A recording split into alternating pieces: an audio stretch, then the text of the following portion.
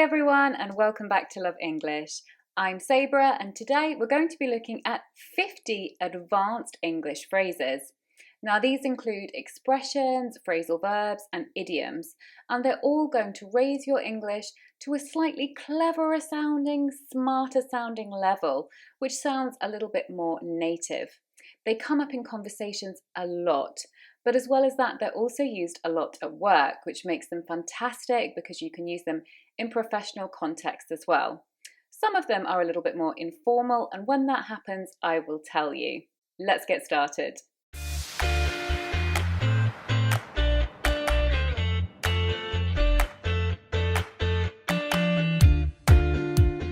So number one is to touch base. If we say we need to touch base, we mean we need to catch up briefly. It's like a quick touch. It actually comes from the game cricket. So when you touch the base, you do it very quickly. It's like, I need to check in with you, I need to catch up with you. Comes up a lot at work. Would you mind if we touch base this week? I really want to discuss the figures from the new report. Number two, to bring someone up to speed.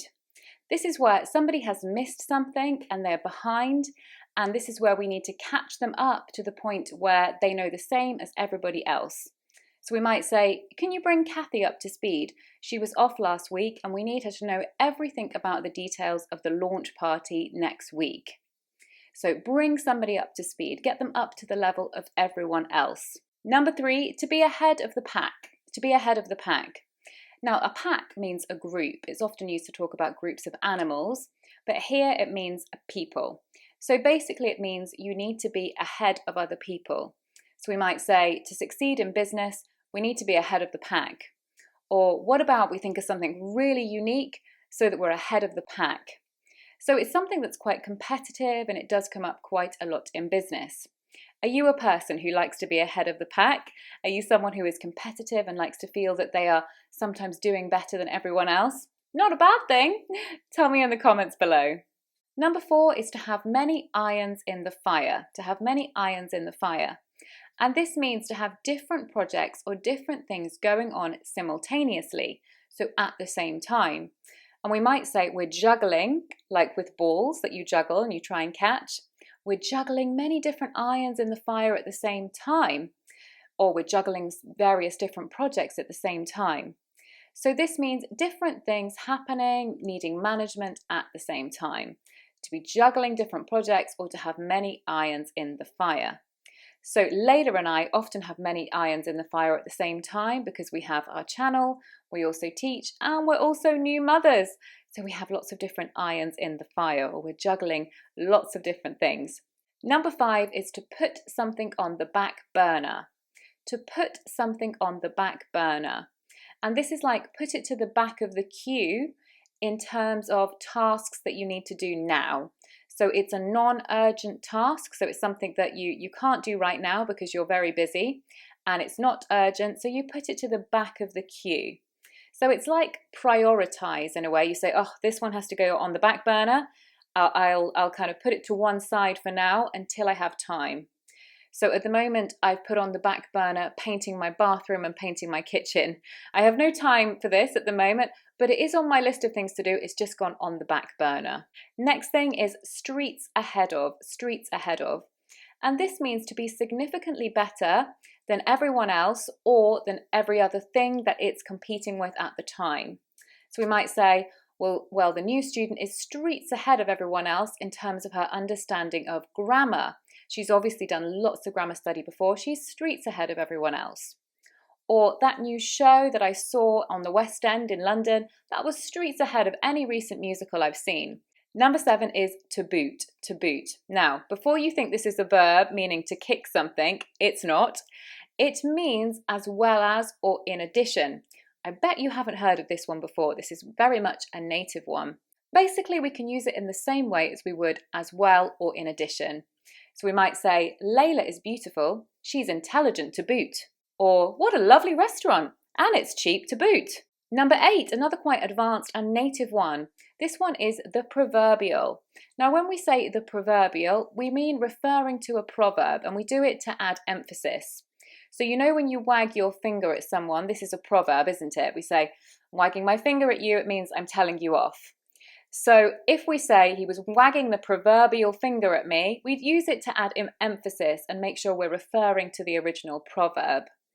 Or, for example, I'm sure many of you know the proverb, the pot calling the kettle black. The pot calling the kettle black is what we use when we're saying someone is a hypocrite, like, how can the pot, which is already black, be calling the kettle black? For example, we might say, she was the proverbial pot calling the kettle black when she started telling everyone not to drink alcohol, and there she was holding a glass of wine in her hand. So the proverbial, try adding it in the next time you use an idiom for extra emphasis. Number 9, to be quids in. This is quite an informal one, to be quids in. This means you've made a bit of money. You are up in terms of profit. So you might say, well, that bet I put on the horses, I actually won that, so I'm quids in. Number 10 is to have command of something. This is a great one for the workplace. Now this means if we say someone has command of something, it means they have ability with it, a good ability with it. They're very confident with that thing. So we might say, does she have a good command of English? Or does she have a good command of written English, for example? This is for native speakers as well. Often in CVs and resumes, we might say, excellent command of written English, meaning very good at writing emails, reports, things like that. Or great command of mathematics. Number 11 is to be a pro, And this just means to be a professional, to be very competent at something. We might say she's a pro at photography, or she's a real pro at salsa dancing. Are you a pro at something? Tell us about that in the comments below. Number 12, the opposite, to be a rookie. A rookie. A rookie is a beginner, a newbie, an amateur as well, we can also say. A rookie. So we might say, I felt really sorry for the rookie teacher. She didn't seem to know how to control the class. Now, something that a rookie needs to do is to learn the ropes. Learn the ropes is an idiom that comes from sailing. So when we start a new job, we learn the basics, the essentials, and then later we start to hone our abilities and skills and develop them. But at the beginning, we learn the basics. So we might say, she's learning the ropes, but she'll get the hang of it soon. Number 14 is to go the extra mile. Again, this is something that rookies or beginners at something might do because they want to improve quickly. If you go the extra mile, you do more than what is necessary, more than what is actually required of you. So you might say something like, my partner really went the extra mile when he took me away on a romantic weekend for my birthday. He really went the extra mile. Number 15 is to be up against it. And this means to be in a pressured situation, racing against time, trying to meet a deadline. So if you say, I'm really up against it, trying to do last-minute revision for my exam, it means you're trying to cram, you're trying to do a lot of things at the last minute, and you're racing against the clock. Not a good situation to be in. Now, the next one is very similar. This is to be under the cosh. Again, it means pressured situation. You would say, we're so under the cosh with the work turnaround this week. We really need some more help. It's very much for pressured situations where you have a lot to do in a short period of time. Now, in pressured situations, when you're under the cosh or you're up against it, you're very likely to be stressed out. You can also use this in the present continuous and say, I'm stressing out. So you can say, I'm stressing out about my exams. I'm stressing out about how I'm going to meet these deadlines. Number 18, to have a lot at stake. If there is a lot at stake, there's a lot that is being risked. So there's a lot that can potentially be lost. We also say the stakes are high. The stakes are high. So you can say there's a lot at stake if I lose this job because I've just bought a new house and I wouldn't be able to afford it. So I really need to make sure I keep my job because there's a lot at stake. Number 19, to be in the thick of it. To be in the thick of it. This means to be in the middle of something, which is usually something where a lot of work needs to be done or there is a lot happening. To be involved with something. It can be positive or negative. So we can say, we're in the thick of opening the new restaurant at the moment, so we're working day and night to get it ready for the opening on Friday. Or I'm in the thick of preparing for my IELTS exam, which is next week. Number 20, this is a phrasal verb, this one. This is something crops up. And this is when something comes up. It's a synonym of comes up. So crops up meaning something comes up unexpectedly in conversation usually. So we might say, the question of when they're going to get married cropped up in conversation, meaning it came up unexpectedly. It wasn't intentional that it would be talked about. Number 21, this is a great one. This is to get to grips with something. And I remember this very well because my father often says it to me. And it means to manage or deal with or become good at something. If you get to grips with it, grip means to hold something tightly. So it's like you have command over that thing. You have control over it. You've mastered it, really.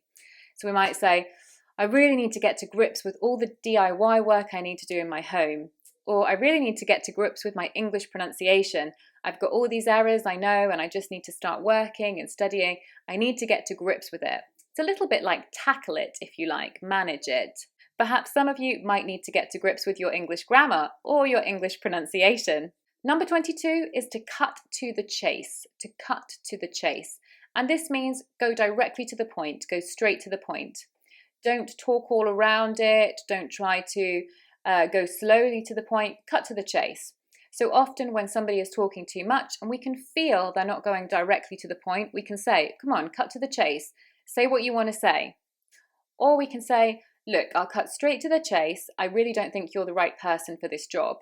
So obviously we want to be polite, but in some cases we do need to go straight to the point. And when you want to say that, you can say cut to the chase. Now this idiom is similar, but we don't use it in quite the same way. This is to take the bull by the horns. And this is when we take a situation directly. We don't try and avoid it. We don't try and ignore it or pretend it isn't there. We take the bull by the horns. We think, right, I've got to deal with this. So I'm going to take the bull by the horns and see what I can do about this. So if you are trying to get to grips with your English pronunciation or English grammar, you can think, right, I'm going to take the bull by the horns and I'm going to buy a grammar book or get an English teacher and really start to improve this situation. Next one is to get to the bottom of something, to get to the bottom of something. And this means to try to understand or figure out something which is uncertain or mysterious. You don't know why something is happening or why something has happened, and you need to figure out what's happened. So in detective stories, the detective needs to get to the bottom of the murder case or to get to the bottom of the case of the stolen jewelry. Yeah, trying to figure it out, trying to see what's happened. Number 25, to iron something out, to iron something out. And this is like to solve or settle differences. So if you're ironing it out, it means you're smoothing it. You're finding a way to fix the situation or sort the situation out. So we might say, at the moment, we're ironing out our differences in the business between the two business partners. We're ironing out our differences and finding a way to move forward.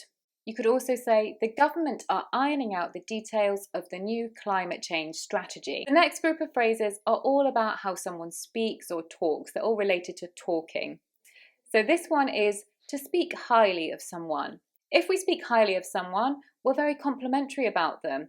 We say very nice things about them. So we could say, Sabrah spoke very highly of Leila in the video. She said Leila was beautiful and clever. The next one is to talk the hind legs off a donkey. To talk the hind legs off a donkey. It's a very funny phrase. Hind legs means back legs. So if we say, oh, she talks the hind legs off a donkey, this means she talks a lot. She talks so much, in fact, a donkey could almost fall over and the back legs would collapse from exhaustion. So it's a very, very funny one. So if you know someone who talks a lot and they talk so much that you almost feel, you can say, wow, she talks the hind legs off a donkey. Of course, another one in the same vein, in the same area, is to talk for England. If we say she talks for England, we mean she never stops gabbing. Number 29 is to talk someone up. And again, this is a bit like speak highly of, but it's where the person is purposely trying to say really nice things about a person in order to help them out in some way. So for example, imagine you want your colleague to get a promotion or to work on a good project with you. You could talk your colleague up to your boss. You could say, oh, you know, I really think they'd be the best person for this position because, and so you would talk them up. Next one is a blabbermouth, a blabbermouth. Now, in most workplaces, there is often the person who you know can't keep a secret, who easily spills the beans and tells things that they're not supposed to say. And this person is called a blabbermouth. They're the person who can't keep things to themselves, talks a lot, and is likely to say things that perhaps they shouldn't. It's better if they keep it a secret. Number 31 is to talk down to someone. And this is where you are condescending or patronising to them. So if you talk down, you treat the person like you don't think they're very clever or you feel superior to them. It's not a nice way to be. So you might say, stop talking down to me. I understand this. Don't treat me like an idiot. Of course, when it comes to talking about conversation, I had to include a chatterbox. It's probably one that you all know, but the person who is known for being a person that talks a lot can also be called a chatterbox. Now, the next three all describe a person's mood, and they have something in common in that they all start with inner. So in English, we have this phrase, inner something, like inner mood. But we're not going to do inner mood because it's easy.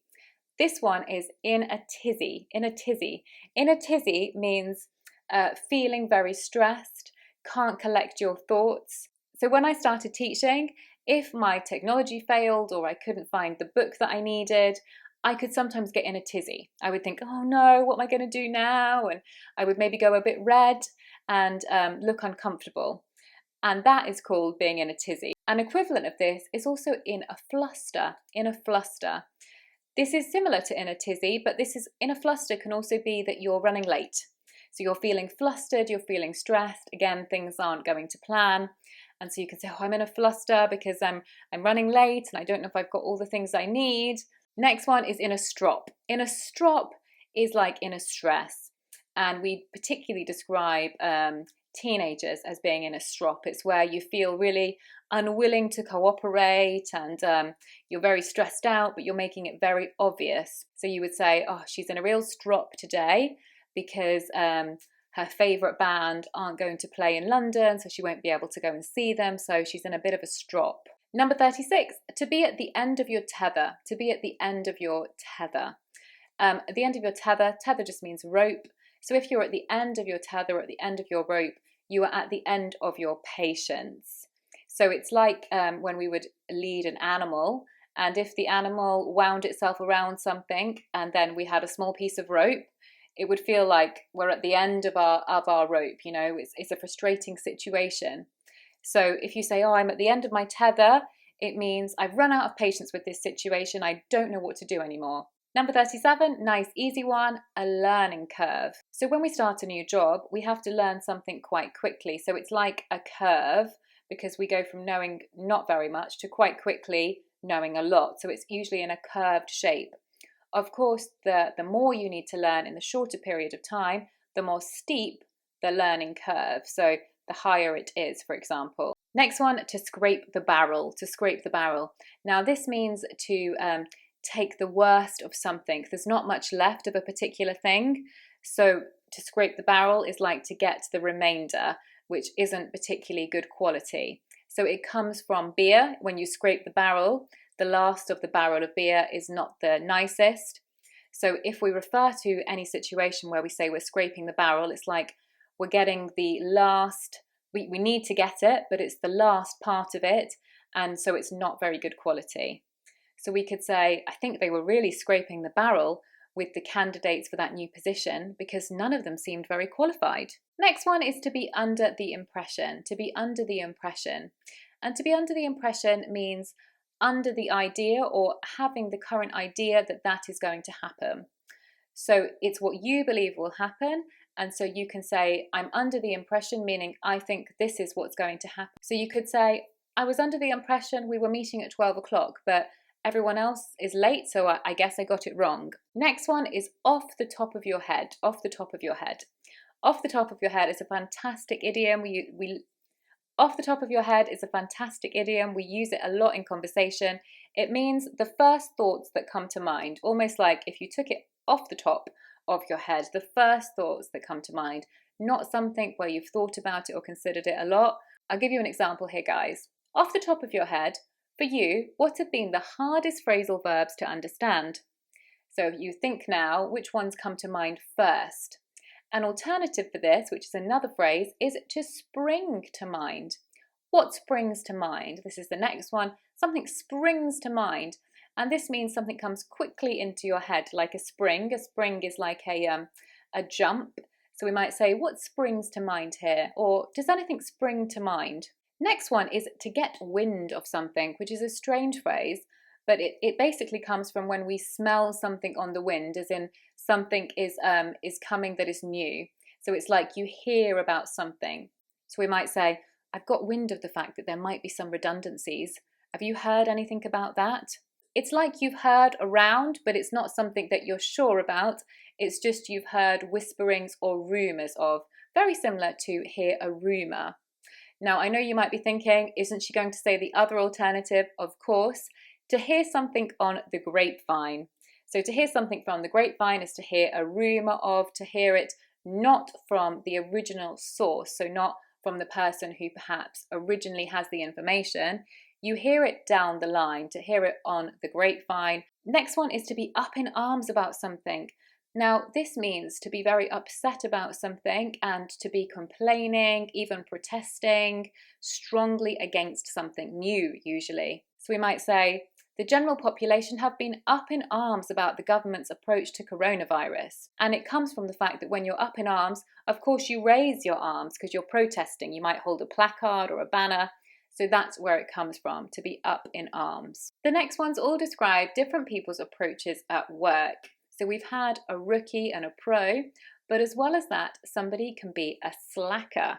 Now, a slacker is somebody that doesn't work very hard at work.